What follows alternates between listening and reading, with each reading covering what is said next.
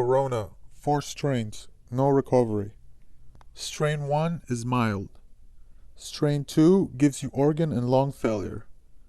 Strain 3 attacks your nervous system and is causing you respiratory failure. Strain 4 is giving you heart failure. Inside the coronavirus is a payload.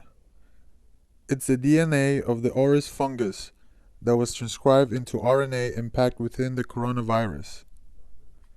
If you get infected, you sweat spores. Corona plus auris plus mycovirus plus retrovirus, HIV. They engineer some kind of hybrid corona bacteriophage attachment protein retrovirus, HIV, that attacks the human cells, gets into cells, uses reverse transcriptase to produce a variant that then attaches to, say, mitochondria within those cells, using the evolutionary rickettsia link to pre-human evolution, and use the mitochondrial DNA hijack to cause some kind of horizontal gene transfer between cells without it affecting cellular nucleus DNA.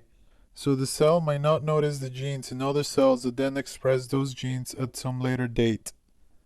I think it's theoretically possible, but way out of our technological abilities for hundreds of years. It would be a type of targeted retrovirus gene therapy tech directed at mitochondria. I.e., you could design a virus to enter somebody's respiratory system, for it to then hijack cellular mechanisms and shift genes into liver cells that produce liver cancer. You would need a large multi-ethnic sample of DNA data, like from one of those ancestry websites, to build up large data stores of receptor information in populations. But it doesn't seem theoretically impossible, just technically very, very difficult.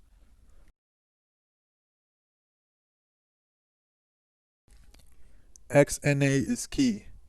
Fragility of RNA is also a factor, I imagine. It would mutate and break the gene expression. And the length of the viral RNA DNA wouldn't be long enough for too many genes. I wonder if it could be done at a molecular nanotech level, not using DNA but DNA binding nanostructures. Xenonucleic acids, I guess. I.e., DNA-like molecules that trick ribosomes into protein encoding specific ways. There are a lot of nasty chemicals that can bind to DNA-based molecules. Granted, all the ones I know about cause cancer as they fuck with DNA encoding. XNAs have shown complementary with DNA and RNA nucleotides, suggesting potential for its transcription and recombination. And we technically know for about half a dozen xenonuclear binders that can replace ATGC, so that's non-classified information in the public domain. I imagine bioweapons research using non-DNA RNA genetic encoding would be highly classified, but theoretically possible. Experiments in the model Bacterium E. coli have demonstrated the ability for XNA to serve as a biological template for DNA in vivo. They can theoretically code genetic information to encode for gene without using DNA or RNA. And they've done it, not just theoretically, but admitted experimentally with E. coli. And that's non-classified information.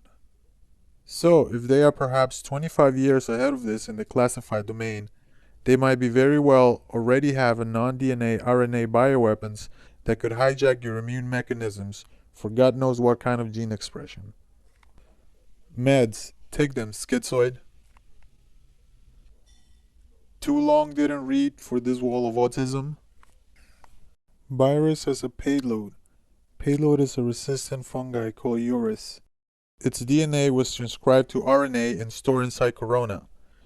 They used an adapter and a retrovirus to retrotranscribe it to DNA and built it using XNA. Fungi is a vehicle, a transmission vector, and a permanent host outside a body.